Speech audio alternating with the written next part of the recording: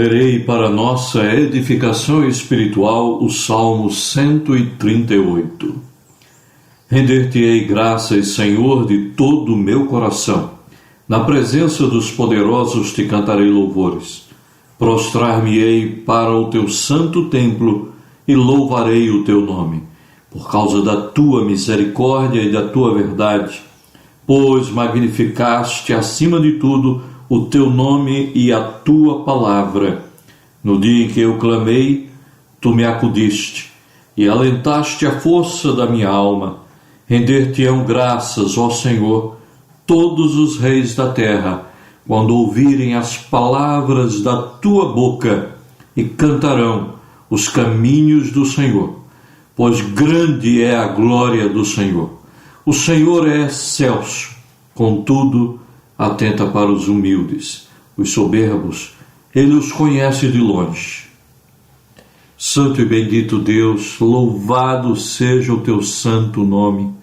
Graças te rendemos, Senhor, pela tua misericórdia que se renova a cada manhã. Graças te damos, Senhor, pelo teu cuidado sempre presente conosco. De manhã, de tarde, de noite, tu estás ao nosso lado. Em todos os instantes da nossa vida, tu estás, ó Senhor, sempre presente. E mesmo nesses dias de pandemia, de tribulação, de angústia e de tristeza, estás ao nosso lado, nos sustentando. Estás à nossa frente, nos guiando. E estás à nossa retaguarda, nos protegendo e nos livrando, ó Senhor, da peste perniciosa, da mortandade ao meio-dia, da seta que voa de dia e da peste que se propaga. Louvado seja sempre o teu nome, Senhor, porque tu és o nosso Deus protetor, o Deus que nos livra e o Deus que nos protege. Nós agradecemos e louvamos o teu nome e queremos louvar, cantar e exaltar somente a ti, em nome de Jesus. Amém.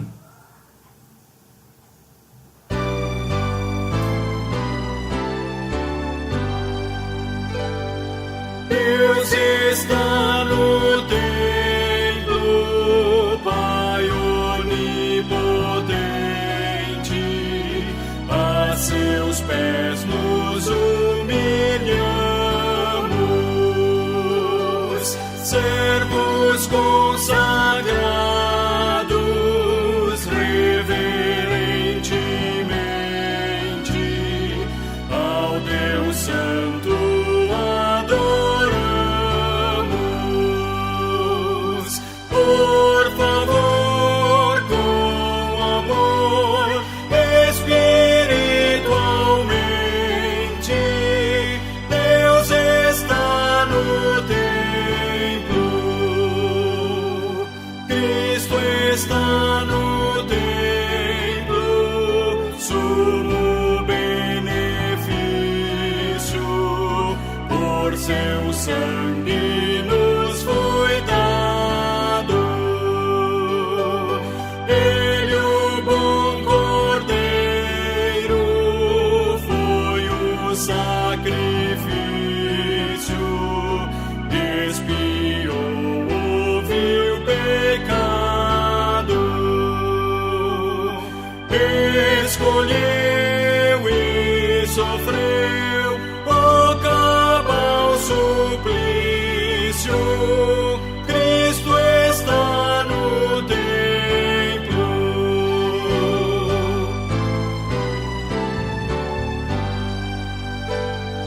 Tu que estás no templo, preceptor divino, e os corações habitas,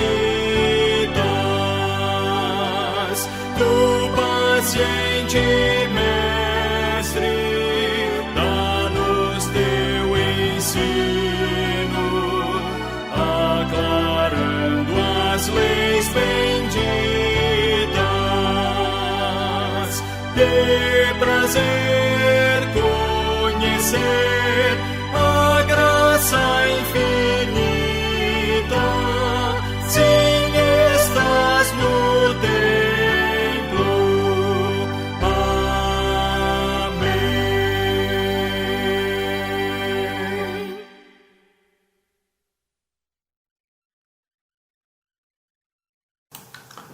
Temos um convite do salmista, Salmo 32, versículo 5, que afirma: Confessei-te o meu pecado e a minha iniquidade não mais ocultei.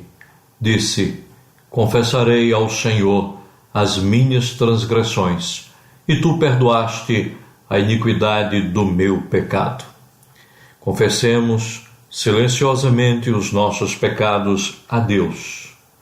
Oremos em silêncio.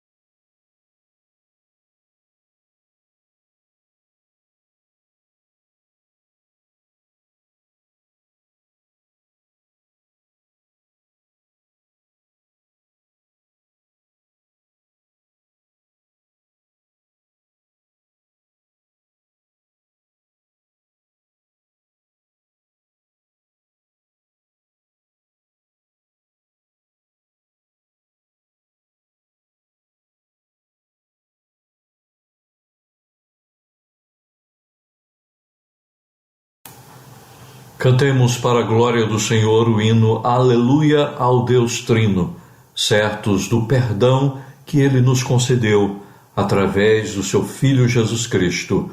Aleluia ao Deus Trino. Número 9.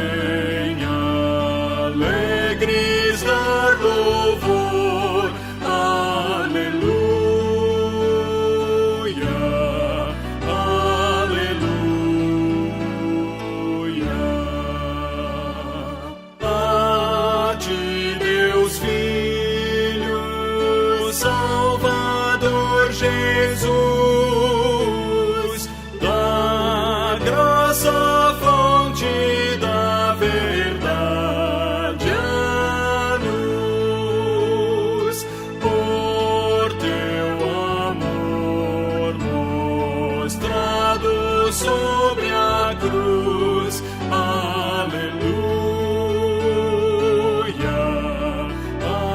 aleluia. A ti, ó Deus, Espírito de amor, de nossas almas santificadas.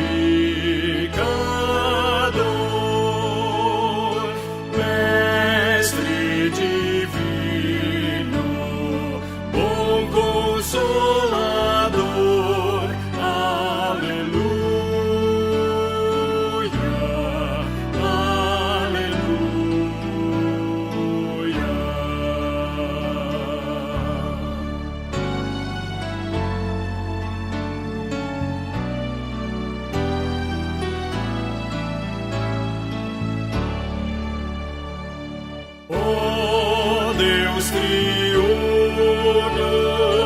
vem nos conceder a plenitude do real poder e as nossas almas venha aqui reger. Aleluia.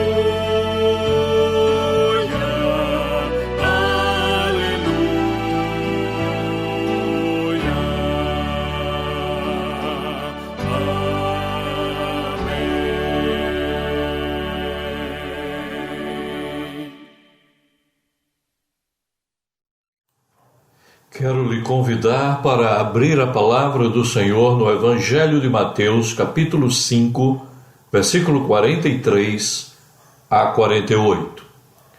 Ouviste que foi dito: amarás o teu próximo e odiarás o teu inimigo. Eu, porém, vos digo: amai os vossos inimigos e orai pelos que vos perseguem, para que vos torneis filhos do vosso Pai Celeste, porque ele faz nascer o seu sol sobre maus e bons, e vir chuva sobre justos e injustos. Porque se me amardes os que vos amam, que recompensa tendes? Não fazem os publicanos também o mesmo? E se saudardes somente os vossos irmãos, que fazeis demais? Não fazem os gentios também o mesmo? Portanto, sede vós perfeitos, como perfeito é o vosso Pai Celeste. Oremos ao Senhor. Santo e bendito Deus, obrigado pela Tua palavra santa, bendita, que é instrução certa, que nos conduz pelo caminho da verdade, que nos conduz pelo caminho do amor, que nos conduz pelo caminho estreito. Sem a Tua iluminação, leremos, mas não entenderemos. Vamos fazer aplicações erradas, vamos ter interpretações equivocadas e vamos fazer coisas em Teu nome que não mandaste. Por isso, ó Senhor, precisamos, sinceramente, nós precisamos da Tua iluminação para entender e aplicar a Tua palavra à nossa vida e ao nosso coração. Em nome de Jesus. Amém. Nós tivemos durante essas últimas semanas um episódio que foi noticiado pela morte por sufocamento de forma violenta nos Estados Unidos, quando um guarda põe o seu joelho no pescoço de um homem, o Sr. Floyd. E muita gente no Brasil e no mundo se solidarizou com essa situação de dor, de calamidade. E o mundo tem sido assim. Foi lembrado o reverendo Martin Luther King, e o reverendo Martin Luther King foi quem mais lutou, antes mesmo de eu nascer, num célebre sermão, onde ele está dizendo que ele tem um sonho de fazer as coisas mudarem, e esse sonho não é pela violência, mas é pelo amor, é pela sinceridade. Como seria bom para nós poder ouvir um sermão ou o eco deste sermão nos nossos corações. Pedimos que Deus esteja nos ajudando a entender melhor esse texto sagrado. Texto também que foi pregado pelo reverendo Martin Luther King, que trouxe orientação certa e segura para os seus ouvintes. Ele dizia: talvez nenhum ensinamento de Jesus seja hoje tão difícil de ser seguido como este mandamento de amai os vossos inimigos. Há mesmo quem sinceramente julgue impossível colocá-lo em prática. Consideramos fácil amar quem nos ama, mas nunca aqueles que abertamente e insidiosamente procuram prejudicar-nos.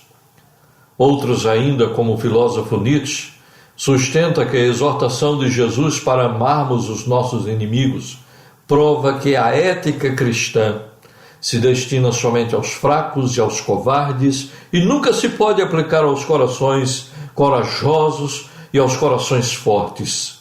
Jesus, dizem os seguidores de Nietzsche, dizem eles, era um idealista sem sentido prático.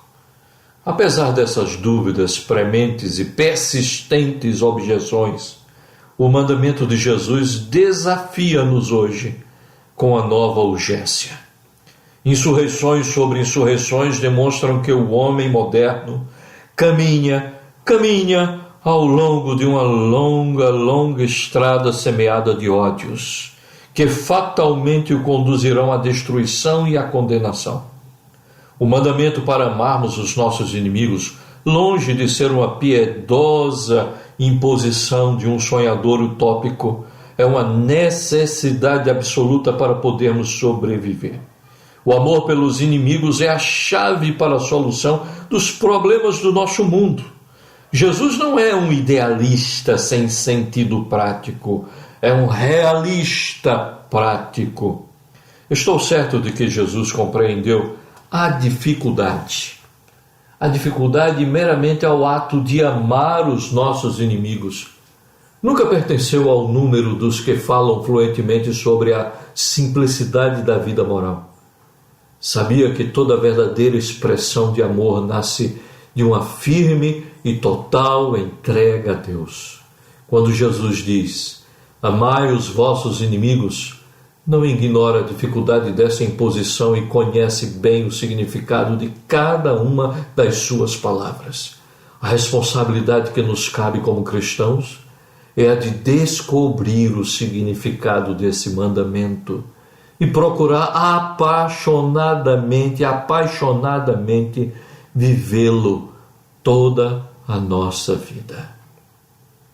Agora sejamos práticos e formulemos a pergunta: como devemos nós amar os nossos inimigos, sejam eles de qualquer cor, credo, sexo, o estilo de vida ou status? Como devemos nós amar os nossos inimigos? Temos primeiro de desenvolver e manter a capacidade de perdoar. Aquele que não perdoa não pode amar. É mesmo impossível iniciar o gesto de amar o inimigo sem a prévia aceitação da necessidade de perdoar sempre a quem nos faz mal ou nos injuria. Também é preciso compreender que o ato do perdão deve partir sempre de quem foi insultado, da vítima gravemente injuriada, daquele que sofreu tortuosa injustiça ou ato de terrível opressão. É quem faz o mal que requer o perdão. Deve arrepender-se e, como o filho pródigo, retomar o caminho do regresso de coração ansioso pelo perdão. Mas só o ofendido, seu próximo, pode realmente derramar as águas consoladoras do perdão. O perdão não significa ignorância do que foi feito ou imposição de um rótulo falso em uma má ação. Deve significar, pelo contrário, que a má ação deixa de ser uma barreira entre as relações mútuas. O perdão é o catalisador que cria a atmosfera necessária para o novo partir e recomeçar. É alijar um fardo ou cancelar uma dívida. As palavras "perdoo-te, mas não esqueça o que fizeste" não traduzem a natureza real do perdão. Nunca ninguém, de certo, esquece se isso significa varrer totalmente o assunto do espírito. Mas quando perdoamos, esquecemos no sentido em que a má ação deixa de constituir um impedimento para estabelecer relações. Da mesma maneira, nunca devemos dizer "perdoo-te, mas já não quero nada contigo". Perdão significa reconciliação, um regresso a uma posição anterior. Sem isso, ninguém pode amar os seus inimigos. O grau da capacidade de perdoar determina o da capacidade de amar os inimigos. Em segundo lugar, temos de reconhecer que a má ação de um nosso próximo inimigo, ou seja, aquele que magoa, nunca exprime a sua completa maneira de ser.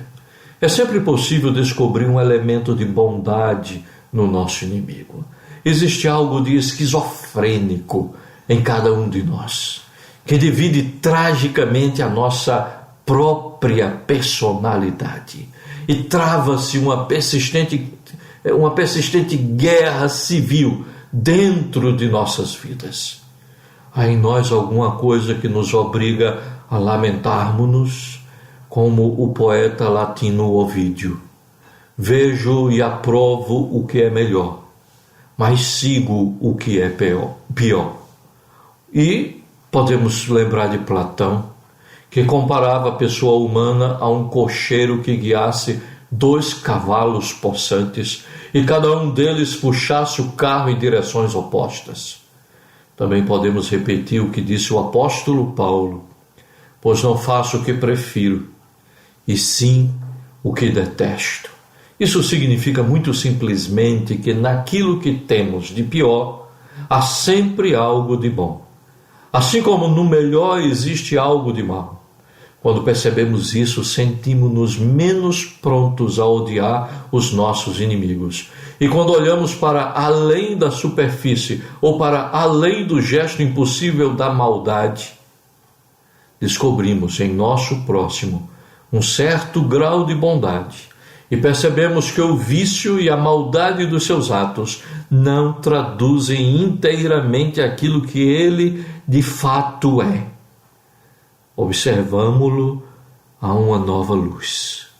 Reconhecemos que o seu ódio foi criado pelo medo, pelo orgulho, pela ignorância, preconceito ou pelo mal entendido.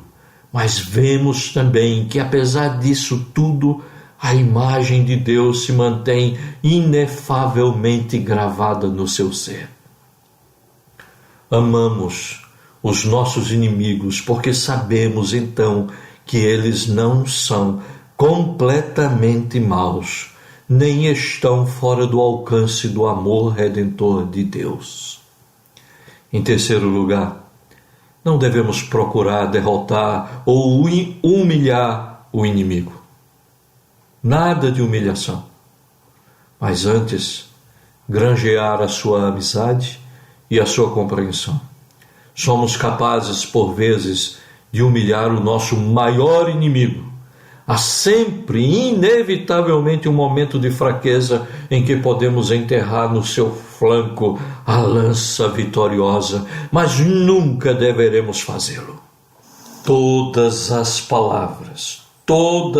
palavras ou gestos devem contribuir para o entendimento com o inimigo e para abrir os vastos reservatórios onde a boa vontade está retida pelas paredes impenetráveis do ódio. Não devemos confundir o significado do amor com desabafo sentimental. O amor é algo de mais profundo do que verbosidade emocional. Talvez que o idioma grego nos possa esclarecer sobre este ponto. O Novo Testamento foi escrito em grego. E em sua versão original há 3 palavras que definem o amor. A palavra eros traduz uma espécie de amor estético ou romântico. Nos diálogos de Platão, eros significa um anseio, a alma dirigida à esfera divina. A segunda palavra é filia, amor recíproco e afeição íntima, ou amizade entre amigos. Amamos aqueles de quem gostamos e amamos porque somos amados. A terceira palavra é ágape, boa vontade, compreensiva e criadora, redentora para todos os homens.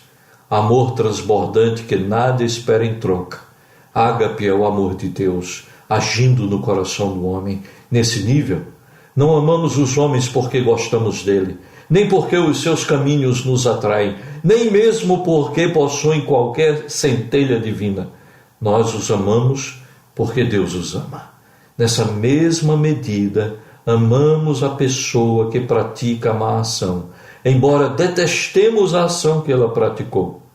Podemos compreender agora o que Jesus pretendia quando disse: amai os vossos inimigos. Deveríamos sentir-nos felizes, muito felizes, por ele não ter dito: gostai dos vossos inimigos. É quase impossível gostar de certas pessoas. Gostar é uma palavra sentimental e afetuosa. Como podemos sentir afeição por alguém cujo intento inconfessado é esmagar-nos ou colocar inúmeros e perigosos obstáculos em nosso caminho? Como podemos gostar de quem ameaça os nossos filhos ou assalta as nossas casas? É completamente impossível. Jesus reconhecia, porém, que o amar era mais do que gostar. Quando Jesus nos convida a amar os nossos inimigos, não é ao eros, nem à filia que se refere, mas ao ágape, compreensiva e fecunda boa vontade redentora para com todos os homens. Só quando seguimos esse caminho e correspondemos a esse tipo de amor, ficamos aptos a ser filhos de nosso Pai que está nos céus. Mas vamos sair agora do prático para o teórico. Por que devemos amar os nossos inimigos? A principal razão é perfeitamente óbvia. Retribuir o ódio com ódio multiplica o ódio e aumenta a escuridão de uma noite já em 100 estrelas. A escuridão não expulsa a escuridão, só a luz o pode fazer. O ódio não expulsa o ódio, só o amor o pode fazer. O ódio multiplica o ódio, a violência multiplica a violência, a dureza multiplica a dureza, numa espiral descendente que termina na destruição. Quando, pois, Jesus diz: amai os vossos inimigos, é uma advertência profunda e decisiva que pronuncia. Não chegamos nós em nosso mundo moderno e uma nova encruzilhada onde nada mais resta do que amar os nossos inimigos? A cadeia de reação ao mal, ódios provocando ódios, guerras gerando guerras, tem de acabar, sob a pena de sermos todos precipitados no abismo sombrio do aniquilamento. Outro motivo por que devemos amar os nossos inimigos são as cicatrizes que o ódio deixa nas almas e a deformação que provoca na nossa personalidade. Conscientes de que o ódio é um mal e uma força perigosa, pensamos muitas vezes nos efeitos que exerce sobre a pessoa odiada e nos irreparáveis danos que causa nas suas vítimas. Podemos avaliar as suas terríveis consequências na morte de 6 milhões de judeus, ordenada por um louco obcecado pelo ódio, cujo nome era Hitler, na inqualificável violência exercida por tubas sanguinárias sobre os negros, ou ainda nas terríveis indignidades e injustiças sobre os negros, ou ainda sobre as perpetradas contra milhões de filhos de Deus por opressores sem consciência. Mas ainda há outro aspecto que não podemos omitir. O ódio é também prejudicial para a pessoa que odeia. É como um cancro incurável que corrói a personalidade e lhe desfaz a unidade vital. O ódio destrói no homem o sentido dos valores e a sua objetividade. Faz com que ele considere bonito o que é feio ou feio o que é bonito. Confunda o verdadeiro com o falso ou vice-versa. O Dr. Franklin Fraser, no seu interessante ensaio que falava sobre a patologia prejudicial do racismo, cita vários exemplos de pessoas brancas normais, simpáticas e acessíveis no seu trato do dia a dia com outros brancos e que reagem com inconcebível irracionalidade e anormal descontrole quando alguém alude à igualdade dos negros ou ao problema da injustiça racial. Ora, isso acontece quando o ódio invadiu o espírito. Um terceiro motivo por que devemos amar os nossos inimigos é que o amor é a única força capaz de transformar o inimigo em um amigo. Nunca nos livraremos de um inimigo opondo o ódio ao ódio. Só o conseguiremos libertando-nos da inimizade. O ódio, pela sua própria natureza, destrói e dilacera. E também pela sua própria natureza, o amor é criador e construtivo. A sua força redentora transforma tudo. Tudo é transformado pelo amor. Lincoln experimentou o caminho do amor e legou à história um drama magnífico de reconciliação. Quando da sua campanha eleitoral para presidente, um dos seus mais terríveis inimigos era um homem chamado Stanton, que por qualquer razão odiava Lincoln. Todas as suas energias eram empregadas para o diminuir aos olhos do público, e tamanho era o ódio que sentia, que chegava a usar expressões injuriosas sobre o aspecto físico de Lincoln, procurando ao mesmo tempo embaraçá-lo com as mais azedas observações. Mas apesar de tudo, Lincoln foi eleito presidente dos Estados Unidos. Chegou então a hora de construir o seu gabinete e nomear as pessoas que mais de perto teriam de participar na elaboração do seu programa. Começou por escolher um ou outro para diversas pastas e, por fim, foi preciso preencher a mais importante, que era a pasta da guerra. Vocês imaginam quem ele foi buscar? Quem ele chamou? Nada menos do que tal homem chamado Stanton. Houve imediatamente grande agitação lá dentro quando a notícia começou a espalhar-se e vários conselheiros vieram dizer-lhe: o senhor presidente está elaborando num grande erro. Sabe quem é esse Stanton? Está lembrado do que ele disse a seu respeito?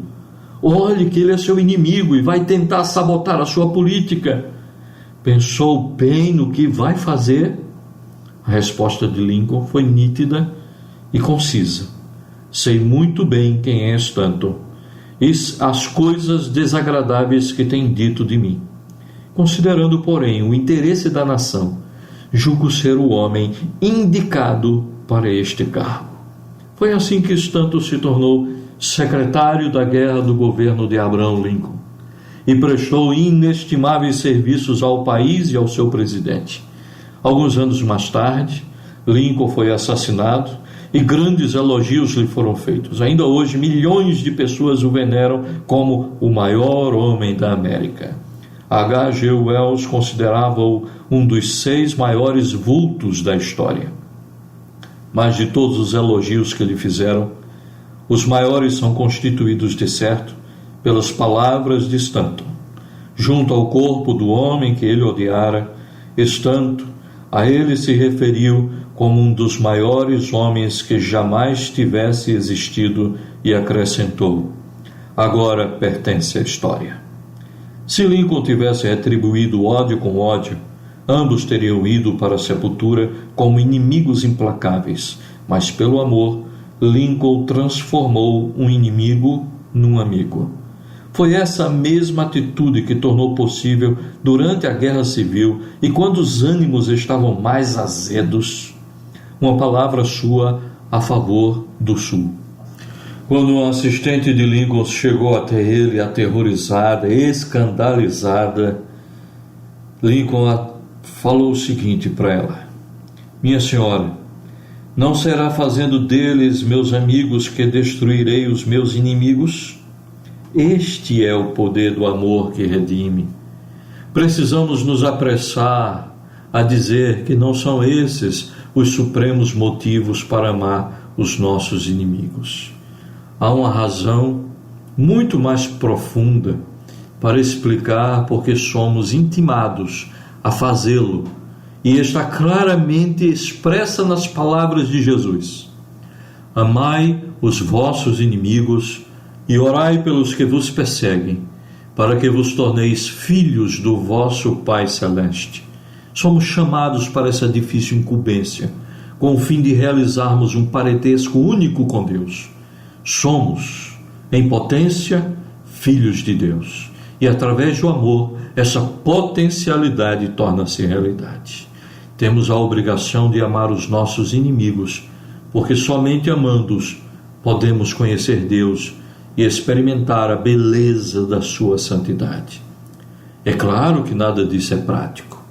A vida é uma questão de desforra, não é assim que as pessoas dizem? De desagravo, de quem mais faz, paga mais. Vamos querer dizer como Jesus ou vamos dizer como o mundo? Não seríamos idealistas ou deveríamos ser práticos? Queridos amigos e irmãos, seguimos já há muitos esses caminhos que consideramos práticos e que nos conduzem, sem dúvida, a uma confusão e a um caos cada vez maior. O que é que nós vemos? Vemos que o ódio gera o ódio. Lerei para vocês as palavras de Martin Luther King ainda. Quando ele diz: aos nossos mais implacáveis adversários diremos: corresponderemos à vossa capacidade de nos fazer sofrer com a nossa capacidade de suportar o sofrimento. Iremos ao encontro da vossa força física com a nossa força de espírito. Fazei-nos o que quiserdes e continuaremos a amar-vos. O que não podemos, em boa consciência, é acatar as vossas leis injustas, pois tal como temos obrigação moral de cooperar com o bem, também temos a de não cooperar com o mal. Podeis prender-nos e amar-vos-emos ainda. Amarei vocês ainda mais. Assaltai as nossas casas e ameaçai os nossos filhos. Continuaremos a amar-vos.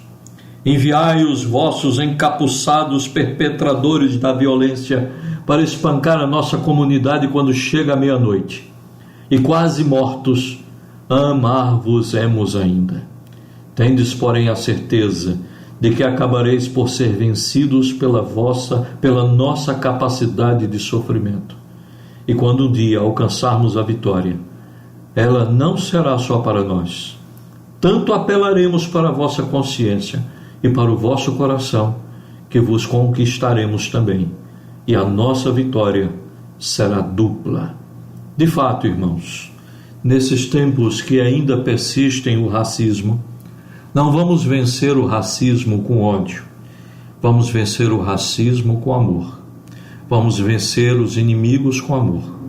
Gandhi também usou essa mesma metodologia na Índia, vencendo os inimigos com o silêncio, com a paciência e com o amor. Vamos vencer os nossos inimigos, aqueles que se colocam como os nossos inimigos, com amor sincero, com amor de Cristo. E vamos amá-los, porque Jesus diz: amai os vossos inimigos, orai pelos que vos perseguem, para que sejais chamados filhos de Deus. Que Deus possa nos abençoar e que nesses tempos de ódio, nesses tempos de racismo, nesses tempos de desamor, que nós sejamos os primeiros a amar, sejamos os primeiros a perdoar, que nós perdoemos, como no caso de Miguel, que nós perdoemos, como no caso de Floyd, que nós perdoemos, como nos nossos casos pessoais. Perdoemos, amemos e oremos uns pelos outros. Se você me perguntasse quais seriam as palavras de Martin Luther King diante de tamanhos desafios ao racismo, 50 anos depois da sua morte, estas são as mesmas palavras que ele repetiria: amem uns aos outros. Que Deus nos abençoe. Amém.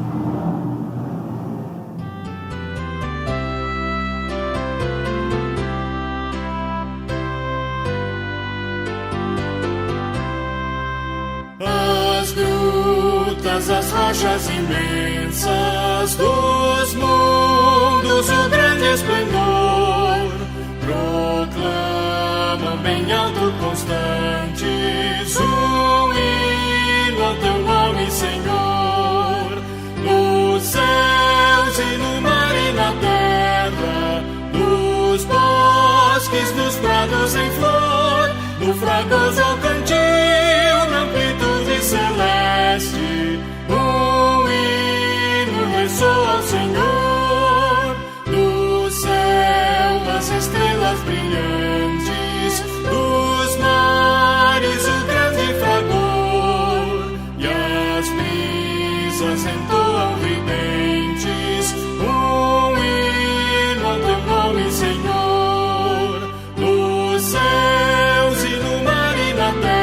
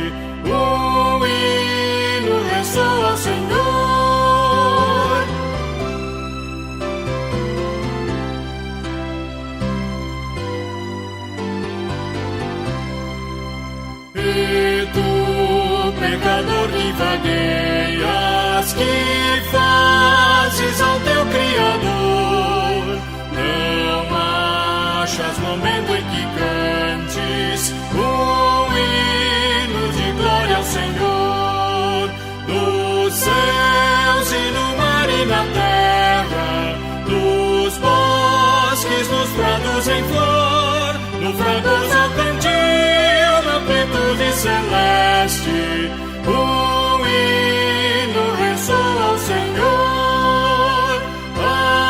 Amém.